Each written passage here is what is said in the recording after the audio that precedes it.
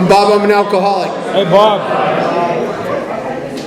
So we're moving through this inventory, and oddly, there's a lot of people in AA that approach this cleaning house as if it's self-awareness or self-knowledge. And it's really not. As a matter of fact, the book's very clear that self-knowledge availed us nothing. That I don't suffer from a lack of information. I suffer from a lack of actions and a condition of separation. And so the end game in cleaning house is amends. And this may be startling to some of you, but it's every person on your resentment list, your fear list, and your sex list, even the ones that you suspect you've done nothing and they owe you an amends, they go on your 8-step list. Because if they're on your inventory, it's symptomatic of separation between you and them. Now, as Adrian talked about it earlier, and maybe the amends is not direct, maybe it's just that you have to forgive them and accept them as is. But something must be mended in this separation between you and them. And I'll give you a little example.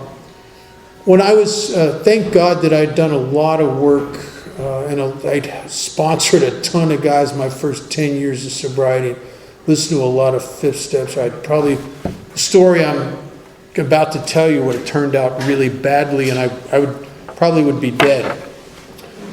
But when I was in my 11th year of sobriety, I went through a divorce that I didn't understand why I was getting this divorce. I even tried to talk her out of it. Went to some marriage counseling, and I really didn't want to get the divorce. I had a 2-year-old daughter who I just adored. God, the whole idea of the divorce was just frightening to me. Anyway, the counseling didn't work, and we ended up getting a divorce. And in Vegas, you can get a divorce quick. I mean, quick. And we got a divorce. It was final Thursday afternoon, and Friday morning I discovered that my 2-year-old daughter, an ex-wife of about 12 hours, had moved in with my sponsee and best friend. And that they'd been sleeping together the whole last year of my marriage, and it seemed like the whole world knew about it except me. Well, I'm over 10 years sober, and you guys have been telling me for over 10 years there's no such thing as a justifiable resentment. Well, I got one now. I mean, the problem is no matter how seemingly justifiable a resentment is, it will kill you. And it'll make you sick inside. And it made me sick inside. As I couldn't sleep, and I just had the conversations in my head with them over and over again. And I did some horrible things during that period of time. I was sponsoring a guy who owned a casino, and through him, I hired a hitman at one point. Jesus. Thank God God intervened on that one, or I'd be Skyping my talk from a prison cell somewhere. Right. Yeah, true story. And there's a lot of guys here I sponsor who know the guy I'm talking about because he's one of my best friends, and I sponsor him, right? Which sounds bizarre, but it's not. So what did I do? How does this work? Is this just, getting free of these things that seem unmovable and unshakable? Is AA big enough to do this? Because you can't pretend. People in AA will act like you should pretend. I had people just say crazy things to me. I'd go to meetings, I'd be just like a nutcase, or just crazy over this stuff. They'd say, well, just don't think about it. How do you do that, One guy said to me, he said, do you believe in God? I said, yes, I do. He said, then it shouldn't be a problem. I'm not going to say the words I said back to him. It's too crude for this room, but I believed in God, but it was a problem. So what I did is I had to put her name and his name on a resentment list. Column number 1 on the left. Column number 2, the bullet points, the lies, the infidelity, the cheating, etc. Column number 3, everything that had been hurt, threatened, injured, interfered with, affected, everything. Pride was bad. Pride was terrible. Pocketbook. Divorces are expensive in a community property state. There was hundreds and hundreds and hundreds of thousands of dollars at stake. My relationships, I was so afraid I was going to lose my daughter. So afraid. Because they moved in together, right? And it was just horrible. So I put in the third column, everything was affected and threatened, hurt, injured, interfered with. And then the book says, poses sort of a question. It's actually a statement. We're prepared to look at this from an entirely different angle. Well, am I? Yeah, I am. And God had done some nice things in my life in the couple months after that. He put a friend of mine that I hadn't seen since college who resurfaced, who had a similar experience. And as he's telling me about how our mutual friend Burton ran off with his wife, he's showing me pictures of him and Burton that winter on vacation together in Hawaii. And I'm looking at those pictures and I said to him, I want to do that. Because I saw that this guy was free. And I was like the rat. I don't want any more cheese. I just want out of this damn trap. I didn't want to be right about them anymore. I didn't want to be, I was worn out. I was worn out. I was tired of hating them. And it was making me sick inside. And so we're prepared to look at this from an entirely different angle, which means I had to put myself in their place and look at it through their eyes. And when I did that with my ex-wife, I didn't really like what I saw. Because here's a gal who turned out, after 25 years of not drinking around AA the first 10 years, everybody discovers she never was an alcoholic, and she could drink if she wanted to, but she didn't like to, and once in a while she could have one, and it was all she wasn't an alcoholic. And there's more of those in AA than you suspect, I think. But she wasn't an alcoholic, but she had been the adult child of an alcoholic. And because of that, when I was married to her, she had an emotional inability to face confrontation. She was passive aggressive. She couldn't, so if she was dissatisfied, she couldn't say anything, right? So she finds herself falling in love with this guy who's like Mr. AA, and she's, he's the guy I want to be with. I'll spend the rest of my life with him, and it's wonderful. And, well, 6, 8 months, 10 months into the marriage, she finds herself married to a guy who's just not there very much. He has this unusual opportunity to build this business that would make him a tremendous amount of money and set him up for life. And so he had to work 70, 80 hours a week, sometimes more. Sometimes I'd go in 8 o'clock in the morning and I'd work till midnight. If I was lucky, I got to take an hour and a half off and go to a meeting for lunch. When I'd come home, I was worn out. She found herself in no time at all putting all her eggs in the basket of the intimacy in a relationship that really didn't exist. To a guy who was just gone all the time. For legitimate reasons. And looking back, if I had to do it over again, would I work that much? Yeah, I probably would. Because it was an amazing opportunity. I got put in a position where I was making deep 7 figures a year. I got to retire very young and never have to worry about money. Yeah, it was. I'm glad I did that. But I did it without any consideration of her. Here's how self-centered I am. Here's how selfish I am. I never once even wondered if she was okay with all that. And she couldn't tell me, and I figured since she didn't say anything, if I'm okay, the world must be okay. That's how self-centered I am. I am the center of the universe. If I'm okay, then you should be okay too. And if you're not, get over it. Shape up. Right? And she never could tell me. And what happened, of course, is that she started to feel very lonely and very desolate. And she couldn't tell me.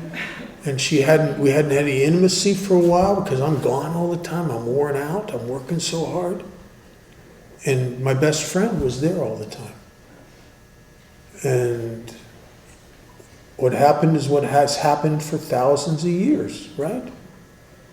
Right?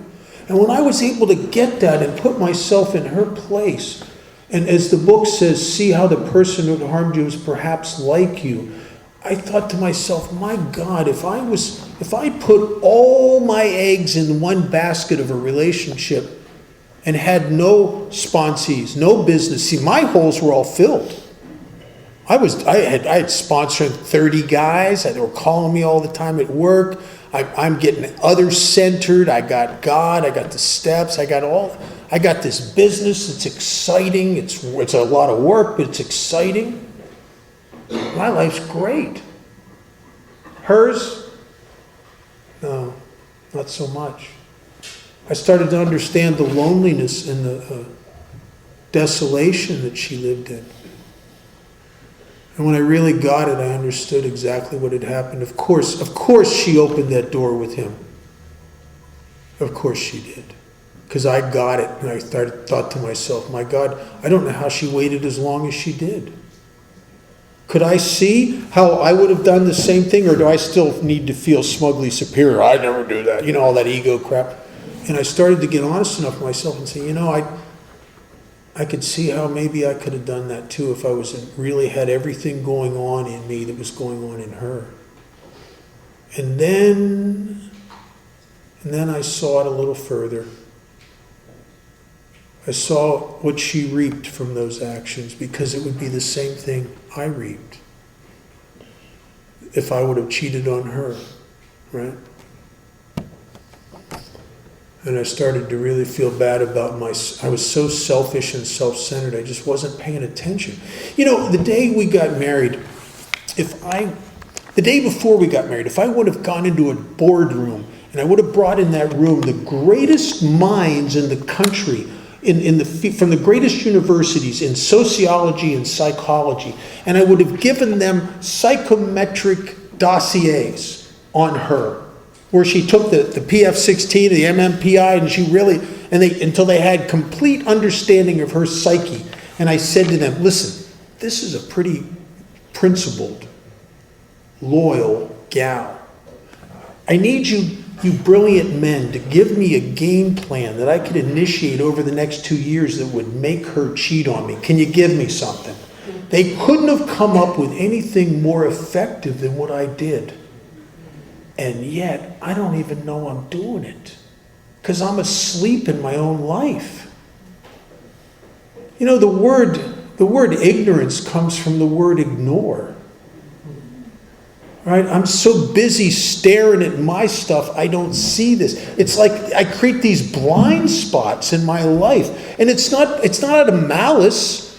I'm not dissing you because I don't like you. I'm dissing you because I can't see you, because I'm staring so much at my stuff. My problems, my agendas, my little plans and designs. It's the seemingly inconsideration of the overly self-focused.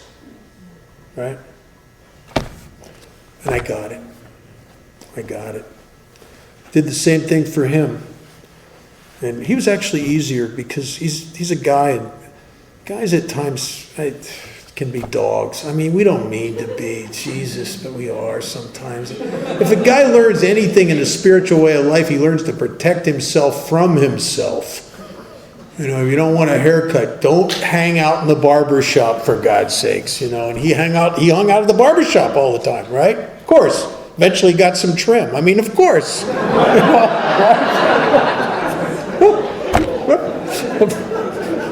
He said to me in early sobriety, he was kind of, I'm not going to say pathetic. He was a good guy. He was a funny guy, but he couldn't hook up with anybody. And he said to me one time, he said, gee, Bob, if I just someday could have what you have with Karen. I didn't know he meant specifically. I thought he meant like in a generalized way, right? So when she, out of frustration, resentment, loneliness, when she opened that door and started making like physical sexual moves towards him. He did what a million guys have done over thousands of years. He caved. Of course he did. Of course he did. And I get it. I didn't. And it was his forgiving him and forgiving her. Once I understood was easy. When I made the amends to her, and amends is really the end game here, to clear up the separation between you and those people. And I went and made amends to her, and I'll never forget it. I was telling her how, I don't remember the words I used, but in essence I was telling her how sorry I was that I was so self-centered and wrapped up in myself that I never understood how lonely she must have felt in that marriage. And I said, I know you're not that kind of person. You're not that kind of gal. She isn't. She's very ethical. She's real involved in a church. You're not that kind of gal. I'm sorry that I was so inconsiderate that I just left you lonely enough that you eventually did something you didn't like yourself for. And she didn't. She struggled with that. She struggled with that. And she started to cry at one point. I think all she ever wanted me to do was just to get it, just to get it. And I was too wrapped up in me to get it. And when I went to make amends with him, it freaked him out. Like he's like looking to see if I might have a gun on me or something. And it took him a while he was like a little gun shy, like, why are you being nice to me? Because it almost destroyed him. Of course it almost did. What would it have done to me if I'd have slept with my sponsor's wife behind his back, right? And they ended up getting married, not because they needed to be married, they wanted to be married. It was a desperate ploy for redemption, to legitimize what they did. Because if they got married and made it work, maybe it wasn't so bad. They could say, well, maybe it was God's will. But it's hard to start and maintain a relationship started on that footing. And I started sponsoring him again after I made amends to him. And now by this time they're married, and the marriage is going on the rocks. And it's a true story. I spent a lot of time and effort working with him, trying to help him to save his marriage to my ex-wife. Square business. And it was legit. It was not so I could brag about that in the AA meeting. Because I remember we started becoming like a family unit, her and him and I and my daughter.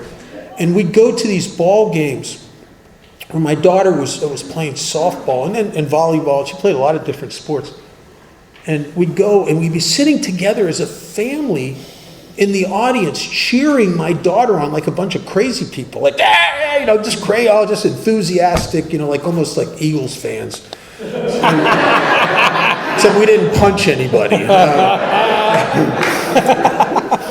I grew up here, so I can say that.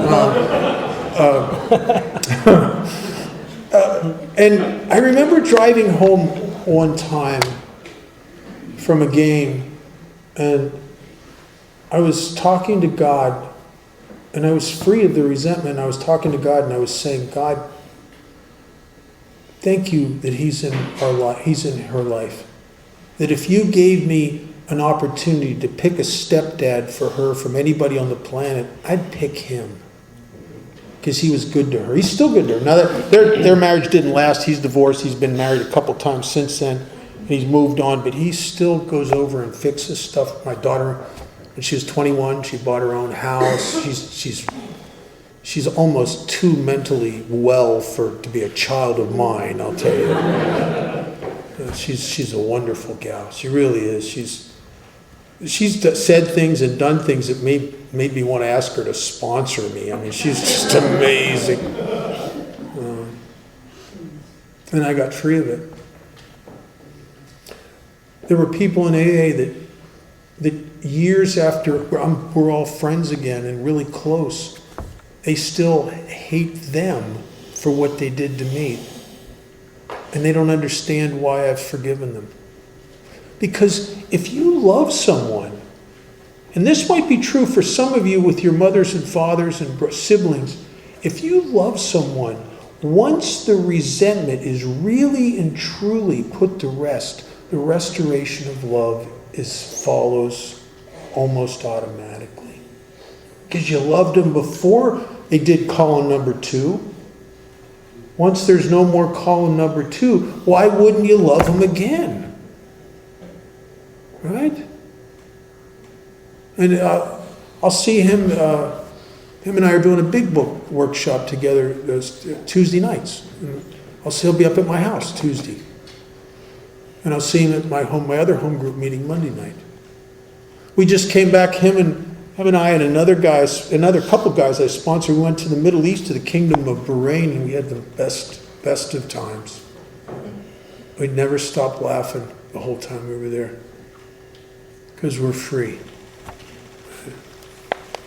That's nice. So really the end result of all of this is to mend that separation. Alcohol did that to some degree, but it was an illusion.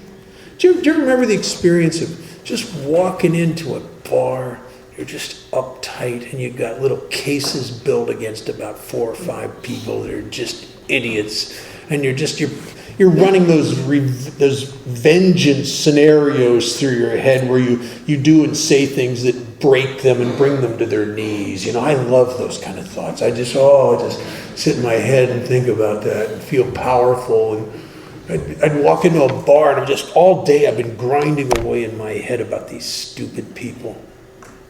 And after about 5 drinks, it's like, who cares? What's the big deal? What was I upset about? I can even see one of them, the people I hate in the bar, and I start to think, I kind of like him. He's a nice guy. It would just like shift. It would shift my perception. And maybe I was wrong all along. Sandy Beach said something. When he said it, it floored me because it was exactly my experience. He said, they say you can't change the past. Work the steps, you're going to end up with a different life and a different childhood than you thought you had. That's really true. If you're willing to consider the possibility that your perception might have been self-serving and wrong. If you need to be right, you're going to have a tough time here. Because we grow by our willingness to be wrong, our willingness to get right-sized, our willingness to shrink ourselves, our willingness to grow and surrender to God. And what is surrender? You kind of know, don't you? You've watched it in war movies since you were growing up. People are faced with annihilation in a war movie. So what do? They lay down all their means of defending themselves. Their knives, their pistols, their rifles, their hand grenades. They walk away from their tanks, their jeeps, whatever they could use to defend themselves, and they sit on the side of the road, vulnerable and defenseless, and they wait for somebody to tell them what to do. Isn't that what we do in AA? We render ourselves because you can't be surrendered and defended at the same time. It's impossible. It'd be like a prisoner of war who smuggled a pistol under his shirt. He's going to get a whooping. It's going to be bad, right? You can't be surrendered and defended at the same time. So that's the choice. God's either everything or else he's nothing. He either is or he isn't. If if God is everything, then maybe I'm nothing. If I'm everything, then maybe God's nothing. It's almost like a push and a pull. Right? And the book says, what's our choice to be? I like this smaller position with God's everything, and I'm really nothing here. My first sponsor had a great saying. He said, God runs the universe, and I get to get dressed in the morning. Or another friend of mine says, God's been very generous to me. He lets me make all the big decisions, and he makes the small ones. He said there hasn't been a big decision yet, but I'm ready. I'm ready. When one needs to be made, I'm ready. And I let God run my life because I have a track record, a 38-year track record with him now. It's easier than it was at 20 years sober. And at 20 years sober, it was a little better than it was at 10 years. Because trusting God, trust is like an atrophied, unused muscle. The more you take the actions of trust, the more you exercise that muscle, and the stronger it gets. But it's not easy in the beginning. One of the first amends I ever had to make, and I hadn't even done a 4-step yet, but it was coming at me. Sometimes when you get sober, you got crap coming at you. And I had 2 years in a state penitentiary coming at me. I'd been actually sentenced to 2 years, and this judge, he stayed the commitment, put me in this place called the Ark House. I was supposed to stay a year. And if I stayed a year in there and got good UAs and good PO reports and made the restitution, it would be misdemeanor time served. If not, it was 2 years felony, and I'm done. So I split out of there. And I'm on the run. And I don't even have any idea how many state lines I've crossed to avoid incarceration. But I'm in Nevada. I started out in Pennsylvania. And I come to, and the old saying, the fog lifts, and then the planes start landing. Oh my God. And one of the planes that's the 747 that's coming in is those warrants, and I know we're out for my arrest now because I've missed a session with my PO. And I don't know what to do, and I'm scared, and the guy in A talked me into making the amends. I wasn't even at step 8 and 9 yet. He said, kid, you have to contact your PO and offer to go back there and do the 2 years at your own expense and anything else they want you to do. I thought, this is the most insane direction I've ever heard. And what are you talking about? I don't jail well. I don't want to do that. And he said, you have to. You're never going to stay sober looking over your shoulder. The anxiety will always drive you back to drinking something or taking something. When I hear the truth, I know it. I don't always like it, but I know it when I hear it. And that was the truth. So he walked me through the process. He told me to write a letter to my PO. He said, in the letter, he said, give him the address of the halfway house, which I thought was a very bad idea. I said, well, they could pick me up. He said, well, if they want to, they need to find you. Oh, God, I thought, why do I get sponsors like this? Jesus.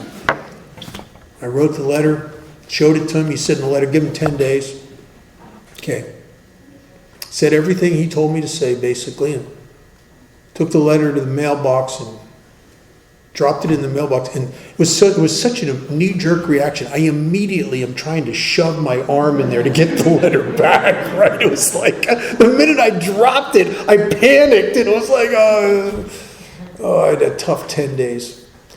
And I called on the 10th day at the time and day I said I would call, and this woman answers the phone, and she said, he's expecting your call. And a man who I didn't know very well, really. I'd sat in his office a couple times. He had no reason to stand up for me or help me. I'm just another bum that never did what he said he was going to do. I'm another loser on his case file, But he read your letter. Not my letter. I wouldn't have wrote that letter. He read your letter. And he got on the phone and he said, I talked to my supervisor, we talked to the courts, you don't have to come back here. We're not going to jack it back up to a felony. And if you can, we're transferring your case to a place called CRS, Court Referral Services. And if you do what they say, and it'll involve, I'm sure, classes, and it'll probably involve urinalysis every week, etc. And you're going to have to send us money until it's all clear. He said, if you do all that, you're free, misdemeanor time served, and you're done. But kid, there's no more chances. Nevada will put you away if you don't do this. And everything they asked me to do was I was able to do it. 7 years probably later, I stood before the Nevada Gaming Control Board. And they gave me the most prestigious license in the world, the license to be an owner-operator of gaming establishments in the state of Nevada. And I stood there, and they're granting me this license. I almost started to cry because I knew where it came from. It didn't come from me. It came from the power that works through Alcoholics Anonymous. It came by, if I did anything, I was just willing to be sponsorable, that's all. I was willing to do what you people told me to do. And my life was an amazing, amazing opportunity. You never know where an amends is going to take you. You never know. I sponsor guys that are sober a long time, and they struggle with problems with relationships and fights with people. They can't hold a job very long. They have to work for themselves, and they make a lot of money. And the more money they make, the broker they are, the more in debt they become. And they come to me because I live a huge lifestyle. They think I'm going to teach them some kind of financial tricks or something. And it's not that. We start getting into the solution, and we invariably find that they had unmade amends that they thought they got away with because nobody knew that they owed it. Except one person knew. And it was the one person that could sabotage their life. They knew. That's the worst person that could know. Because that's the person that can shift your position and your angle of approach to life to reap what you deep within your innermost self know you deserve, which is crap. And I've watched guys go, and it takes 2 years sometimes to start making some of this stuff right, and then you watch like a water skier coming up out of the water as their life starts to turn around. I think amends are often like sandbags on a hot air balloon. Every time you make an amends, it's like cutting one loose. You get a little more lift, right? Get a little more lift. But it's tough. This is really where we get to find out what trusting God is about, is in the amends process. Because if you got the head I got, oh my God. My sponsor had me paying all these little payments to people out of every paycheck, and there's nothing left for me. Nothing. I don't have enough money left over after I pay my rent and to keep myself in cigarettes, for God's sakes, for the week. It's horrible. I said to him one time, I said, God, how come I have to pay? Because there's people in AA that don't make amends. They think, let bygones be bygones. How come I got to pay all this stuff? I don't have anything left for me. These guys are buying new cars because they don't buy and make amends. How come I have to make amends? And he got tired of it one day, and he said, okay, so they don't want your money. Oh, good. He said they want their money back is what they want. And yet, this is where we get to change our karma in step 8 and 9. You know, if you were to take a literal translation of the word karma out of the Hindi into the English, it would translate as the word doing.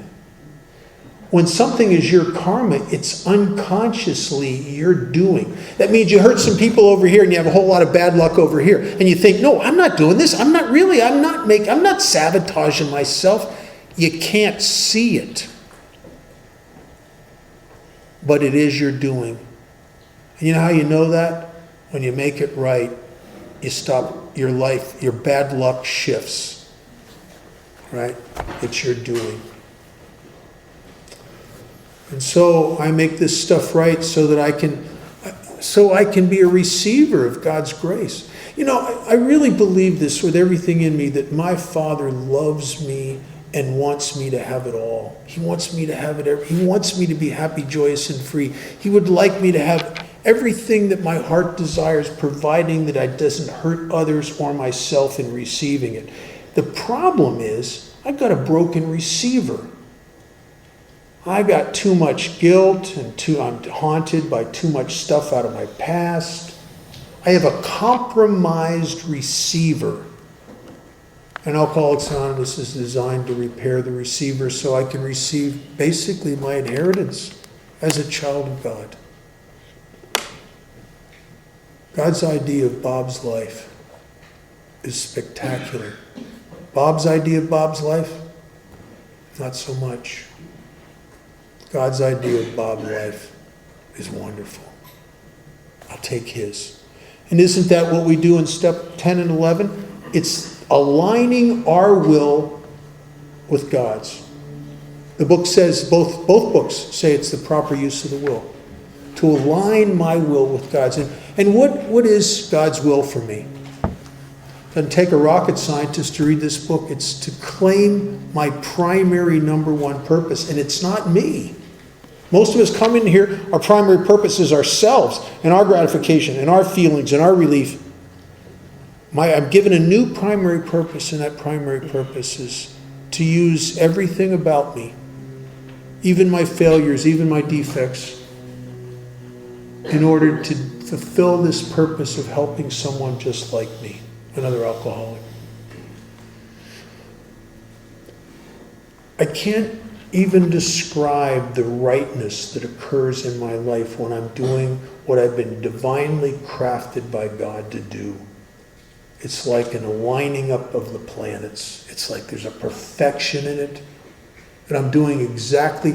And I noticed that in the years throughout the 70s, in the years I was in and out, there were always these old timers. There were some old timers that looked like they needed a drink. But there were some old timers that really looked like everything was perfect in their life, like they knew exactly who they were. I had no idea who I was. And they knew exactly what their life was about. It wasn't a mystery to them. I was so confused. I don't know where I should work. I don't even know what kind of music I'm supposed to like. I don't know who I'm supposed to date. I don't know what I'm supposed to do. I'm spinning in my head. What am I supposed to be when I grow up? These people in AA, they didn't have that confusion. There was just this divine rightness about them because they knew who they were. They knew that they were blessed with what possibly could be God's greatest blessing, a soul sickness called alcoholism. The reason I believe it's a blessing is anything that pushes you, shoves you, or drags you screaming into being more than what you were. And alcoholism is a great blessing. You think guys like me would pay the money back or spend my life helping others if it wasn't under the gun of alcoholism? And I know exactly what my life's about. I was saved from an alcoholic death, not to have money or not to have a big house and not to travel around. And I do quite a bit of that. I have quite a bit of that. It's not about that. I was given a purpose. To some of us, much is given, but much is expected. And the purpose is not me. If you were to come to Las Vegas and you were to hang out for a week, I hope what you would see is a guy who's in the center of AA, a guy who lives the primary purpose, a guy whose this is not talk. That you'd come with me to the 3 detox meetings I go to every week, and you'd come to me where I have commitments in my home group and get there an hour and a half early. Or I put a tie on. I hate ties. And I do it because there's not much I can do to demonstrate honor and respect for AA, so I put a tie on. It's a stupid little gesture. I do it because I love Alcoholics Anonymous. And so it's really in our feet. It's really in our actions. I have an ongoing ode living amends to AA because I came here, I was a selfish taker for the first few years. I know what I was. I didn't know any better. Wasn't out of malice. But I am responsible to try to be the example, the good example of the bad example I was. So I try to do that. AA is amazing. I love Alcoholics Anonymous. My daughter doesn't even understand alcoholism, and she loves AA because of the dad that it's brought her. There's a lot of people glad I'm sober.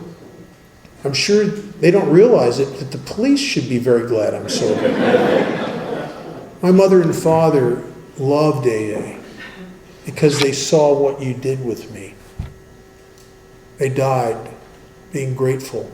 They died, and they'd had years of being able to sleep at night because they knew that I was okay. To live a life where you worry about your son 24/7 and all of a sudden to be free. See, I'm not the only one that got free when I joined AA. A lot of other people got free too. My sister got free.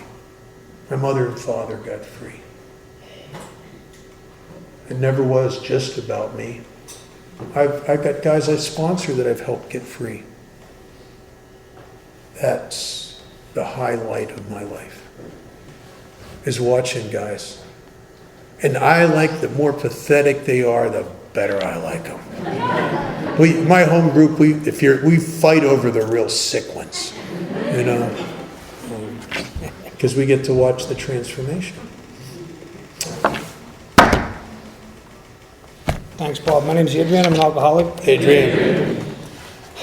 As you can see, we're not going to get to a lot of the really great stuff like 10, 11, and 12. And, you know, Bob done a powerful job on amends there, and I don't even see the point going back to 6 and 7. I mean, I can't tap that, you know. I've heard some really powerful amends in Alcoholics Anonymous, and to the point where I thought, you know, if they can do that, I can go fix my bag of nonsense, you know. The bag of nonsense that I've made such a big deal out of in my head, you know. I mean, you want to get rid of all those voices in your head, go make your amends. You know, go make your amends. Because you can't live in the present until you clean up your past. And if you really want to get free in Alcoholics Anonymous, make all your amends. At least try to. And you'll get really free for a while. Just for a while. You know, I'll be honest with you, it's just for a while. Like a minute. You know, and then it doesn't matter if I'm lying in a hospital bed or I've just made an amends. The ego rebuilds itself right away again. It's the last thing to go and the first thing to return. And off it goes again. It does with the drinking situations. It does the same thing with the amends and everything else in my life. And that's the way it is. And I've come to accept that a good part of the time. And, you know, the thing about not doing a really thorough inventory is that your 8-step list probably won't be that thorough either. And again, you know, I had a really powerful experience with the steps in around 5 years where I'd done a really powerful inventory. And a part of my fear inventory was a lot of unfinished amends that I thought that I'd kind of done or didn't have to do. I mean, it was a lot of stuff. I mean, it was like a volcano waiting to erupt, actually. And, you know, God's good. I got to stay sober, sitting on a whole bunch of unresolved stuff. And, you know, you're sick when you're doing that. I know for me, I'm sick. You know, I'm acting out. There's stuff lying in the depths of my soul, my psyche, that's not finished. It's not cleaned up. I'm not good with the universe. I'm not good with the people around me. And I had to clean it up. And hanging around in good circles in Alcoholics Anonymous for good sobriety, where people sharing stories like Bob just made there, you know, I'm sure someone's thinking right now after this, damn, I got to go make that amends. You know, after hearing what Bob just said. My advice to you is speak to someone before you do it. Just don't get up and leave here and run out because, you know, you might get locked up for a while, you know. I think, guys, you know, if I look over I was just a person that didn't consider anybody at all. That's the kind of self-centeredness I had. I became a certain point in my life where I went on a rampage and it didn't matter who got in my way. Parents, anybody, it didn't matter. And I think if I was to look at my amends list, the two people I hurt most in the world was my mom and dad. You know? I mean, I'd go out for a night's drinking in Belfast, and they're already worried sick as it is.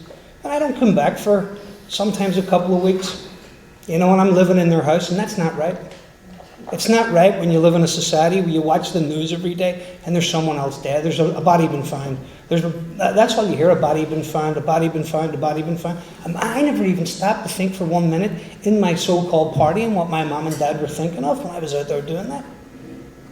And normally around Tuesday morning, the cops would show up at my mom's house accompanied by the British Army, because they were afraid to come into my estate by themselves because they'd got pelted with everything. And now we got like the British Army, we got the cops at the door, and my mum standing in her nightdress facing them by herself. I mean, she didn't deserve that. And then they'd come back again at supper time because I wasn't there. Well, my dad would just be home from work and he'd have to stand and face them too. And that happened many times. And I didn't realize all that stuff. I don't think there was a week went past in our house when I would see my mom standing crying, coming into my bedroom, and I'm lying probably 4 hours too late to go to the hospital with gash wounds on me, with blood stuck to the bed. I never stopped to think for 1 minute that I was her baby and she had to watch that.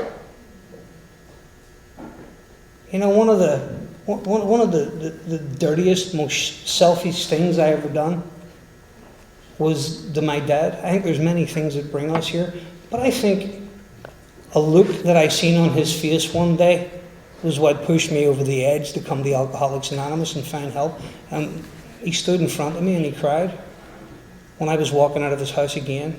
And he said, you know, I'll never forget the words he said. I can't believe what you've done to me and this family after everything that I've done for you. And I was just like, wow. And he was crying. And he said something to me I'll never forget. He said, you know where you've left me? I want to die today. I want to die. I don't care what you're shooting into your arm, putting up your nose, or drinking, man. If you're anyway a human being at all, that's going to affect you. And I remember walking away that day thinking, man, how can I put this right? Can't put this right. I made my father sick. My father would drive around the clubs and the bars in Belfast in his car, coming in looking for me. Is he here? Did you see him? Has anybody seen him? You know, he would see me out on the road walking down and he'd stop and he'd say, son, I just want to talk to you for a minute. Can I talk to you for 1 minute? You know, I'm not here to check up on you or anything, but can you tell me when you're done here? And I'll come and pick you up and I'll bring you home. Because he knew what I was like. And I'd done that to him. You know, I stole my father's life savings from him. He worked hard his whole life. And he had an account and I got access to it and cleaned it out on him over a period of years. And that's what it was that I'd done to him when he found out I had done that. See, when I came to Alcoholics Anonymous, guys, see if there was one thing, one wish you had to give me the day that I walked into AA, it would have been to put things right with my dad. It would have been to put things right with him. And I didn't know how to do that. I didn't think it was possible. I thought I'd missed the boat on it. My father was kind to me. He was a good man. He really was. And he'd done his best for me. He tried, sent me to the best schools, done everything to keep me out of the troubles of Belfast, got me interested in football, he had a nice part of it. I mean, he'd done everything for me. He showed up and, he'd done a lot for me. But by the time I came to AA, he didn't care. I'd broken him, you know. I break people because I'm broken. I mean, I don't mean to do it but, that's just the way it is. And I'll tell you, I moved to the first 8-step list that I had, there had to be 8 people on it, 13 at the most. That was a good weekend for me. Really, that was a good weekend for me. My sponsor just looked at me and he said, oh, there'll be more. There'll be a lot more. And, I said something earlier that I really meant. You can make the steps a really magical experience. And this is where I really started to see the magic happening. When I started to revisit this stuff and started to take responsibility for it, there was a guy on that list that he was a bartender in New York, and I just downright stroked him, ripped him off. And I remember saying to my sponsor back in Ireland, I'm never going to see this guy again because I never had intentions of coming back to New York. God had a different plan. And he says, don't you worry, you don't know who you're going to see.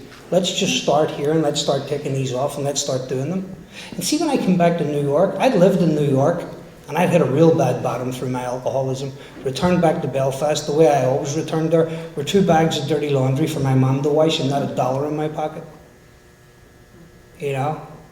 Not a word said, just allowed to come back and mum and dad take care of Adrian again. And there was a bartender on this list, and for some reason it really bothered me what I'd done to this guy. He was a good guy, and he really helped me out a lot, and he would lend me money and stuff. In fact, he lent me a lot of money, and I had a tab at the bar, and, I'd go in and he'd take care of me, and that tab had run up pretty high. you know, and then I knew I was kind of leaving. I started putting champagne and everything on it and, you know, partying it up a little bit, and you just get the picture. And I remember coming back to New York and looking for a job. I mean, I was still a young guy, and, you know, my brother got me a job in construction. He said, here's a phone number, call that guy on Monday morning, go into the city, and he'll take care of you. So I called the number up, and the guy says, yeah, I'm right here on the corner, I'll meet you. And I walked right in the corner, it's the bartender. And he goes, dude, it's you, isn't it? And I'm like, what are you talking about? He goes, back in Astoria in New York, man, you know, the Gibney's bar. And I'm like, I don't know what you're talking about. Oh, you must have a brother. I go, I do, and he looks just like me, you know?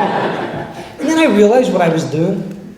And I went and I rapped his door, and, you know, I owned up to it and I made amends. But what started to happen, guys, I started to make a lot of money in New York.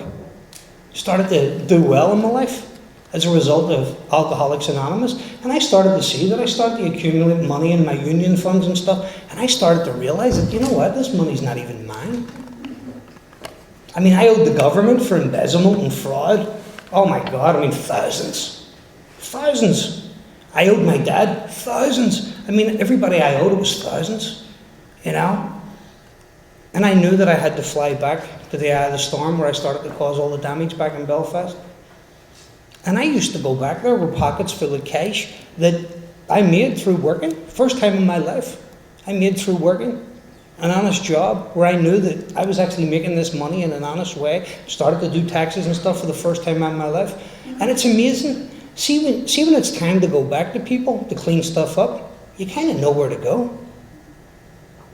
And I'd start going back into bars, back in Belfast, that I hadn't been in 15, 20 years, were guys that I'd ripped off, guys that I'd worked for, stole tools from them, stole all kinds, and I'd walk back into the bar and I'd start giving them their money back, and there was this one guy that I went back and done that to, and I said, you know what, man, I stole machinery and equipment and stuff on you, and he goes, listen, I knew it was you, man, but, you know, just forget about it. I said, I'd like to pay you back, and he goes, well, I'll take the money, you know, and I paid him back. The next day I was going to Scotland with my father on the ferry from Belfast to Scotland in the crossing. And I walked out the back of the boat to smoke a cigarette. I was still smoking back then. And the guy that I'd made amends to in the bar the day before was standing there. And he was still impressed from what I'd done. He says, wow, I never thought a guy like you'd be able to stop drinking, dude. And all these little magical, synchronistic experiences started to happen to me. See, at 5 years, guys, now 5 years in my recovery, I'm starting to question whether there's a God or not. This is God revealing himself to me. This is the universe opening up and showing me, here we go here. And I started paying my father back. My mom was cool. She just, you know, we just want you to be happy, son, and I want you to come home. And, you know, I come home twice a year. And, you know, my dad was, I could see that things still weren't right with me and him. And I'd started to pay him his money and stuff back. And, you know, my sponsor would say things to me like, well, what does your father like to do? I said, he likes boxing. Is there any boxing memorabilia or anything you can get him? And I met Joe Fraser one day and got him to sign gloves for me. Give him them, he liked them. He hung them up on his wall. You know, our football team was the way that me and my father connected most in our lives. Got to a big European final. The tickets were like gold dust. I got him one of them. He liked that. I got him a hotel. Got him a week in Spain. Got him and my mom a week in Spain. Started to put the gold and the jewellery back in my mom's jewellery box that I'd stole from her through my craziness. And he started to respect me, so he did. And he started to say things to me like, you know what, son? I'm glad you're home. And one of the things that my father insisted on every time I come back to Ireland was that he would come and get me at the airport. And he'd be standing there, and I'd come off the plane and I'd go down to his house and we'd connect and stuff. And we started to get closer, and our relationship started to be restored and started to develop between us. And the innocence kind of started coming back into the relationship and stuff again. Until one time, I was driving back, and I was going back to New York, and my dad was driving me up the Doylestown Hill in Belfast. And, you know, I seen him welling up, and I seen the tears coming down. I don't like the whole crying thing and stuff, you know. I really don't. And I think my parents were the two hardest amends that I had to make because I was afraid of them telling me that they love me. There's a part of me still doesn't believe that I deserve it. It's all right, come back to the guy that you had a fight with, who owed money and stuff too. That's easy. But your parents, for some reason, they were my two hardest amends. And I remember my dad getting out of the car that day, taking my suitcase out, putting it down, and the tears were just trickling down the side of his face. And he said, you know what? I'm really proud of you and I love you.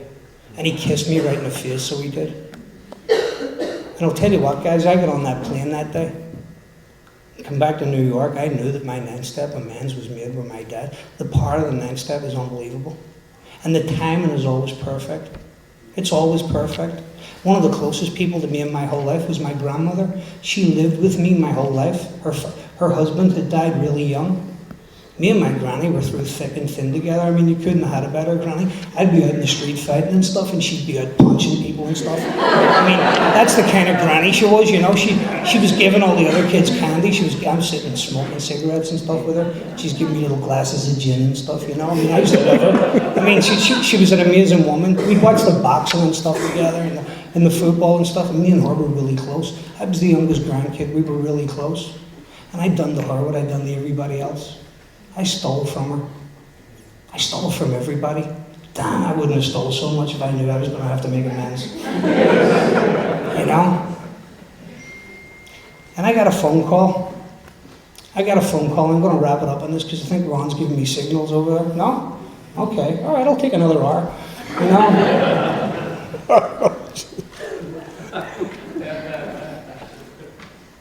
You know, this was an amends that I got a phone call from my sister. My grandmother was 90, and she took bad. She'd slipped into a coma, and oh my God, it blasted me right in the chest. I'll tell you, that was like the sorest thing ever, you know. And I was here in New York, and you know, she said, "Adrian, you better come home." And I thought, okay. And I remember telling my boss, I said, "I got to go home. My grandmother's sick," and I didn't care what anybody said. I was going home to see my granny, you know. And I flew home, and I went into the room that she was in, and my sister was sitting by the side of the bed, and she was in a coma, and she was like really frail and stuff. And my sister said, "Granny, Adrian's home from New York to see you."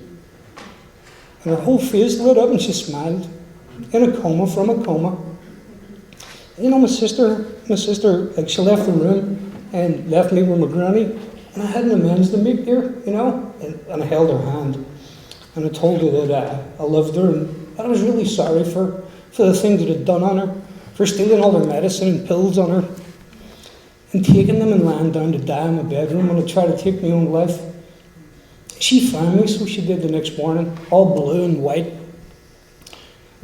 just dying, you know. And she ran in her 80s down the stairs and up the street and got my sister and my brother-in-law, and they came and got me. And they got the paramedics and stuff on time, and she got me to the hospital, and they got my stomach pumped and everything, and she saved my life, so she did, you know, and she'd just done so much for me. And I apologized to everything that I'd ever done on her, and I'll tell you, it was like a soul cleansing, so it was. And I sat at the bottom of her bed, and I cried for an hour. And then I went home. I fell asleep, and my sister came into my bedroom the next morning and said, "Granny passed away last night." See, the timing's always perfect. See, when I'm willing to make the effort and I show up, God's going to open all kinds of doors for me. He really is. I've got to make so many amends in here. I really have, and the freedom that's came from it it's unbelievable. It really is, and it's the thing that I don't want to do. It's the thing that my mind won't let me do. Don't do it. Don't do it. You know, and I've had the kind of amends where I've said to my sponsor, "I can't go back there, it'll kill me." And he said, "I think you'll be all right." And I've went back and I've done it. And I'm a guy in Alcoholics Anonymous that has been well received in nearly every amends that I've went back to make, except some ex-girlfriends and stuff. I mean, I had to take it on the chin with a few of them, which is understandable.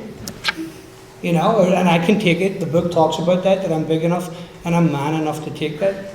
But I think I really started getting connected to the power that they're talking about in the second step here when I started to make my amends. You know, it's like amends are like the ghost of the Christmas past.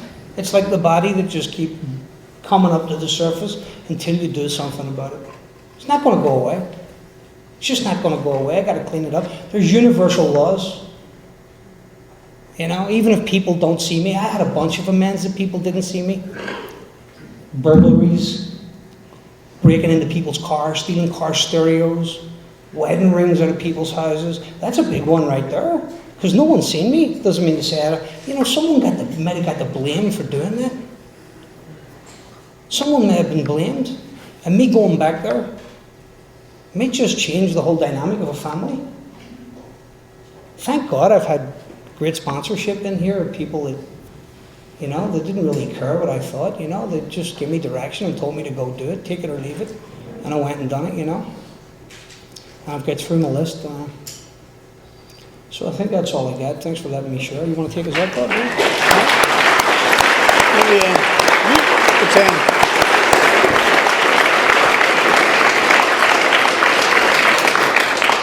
Thank you all for sitting through today. Want to indulge me in an odd way to close the meeting. Let's just stand quietly, don't hold hands or anything, and let's whisper the Lord's Prayer, ending with the word Amen.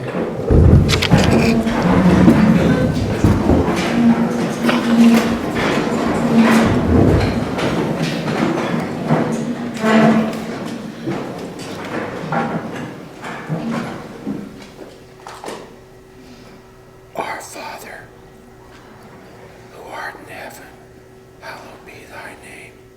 Thy kingdom come, thy will be done, on earth as it is in heaven. Give us this day the bread, and forgive us our trespasses, as we forgive those who trespass against us. And lead us not into temptation, but deliver us from evil. For thine is the kingdom, and the power, and the glory, forever and ever. Amen. I think he heard us.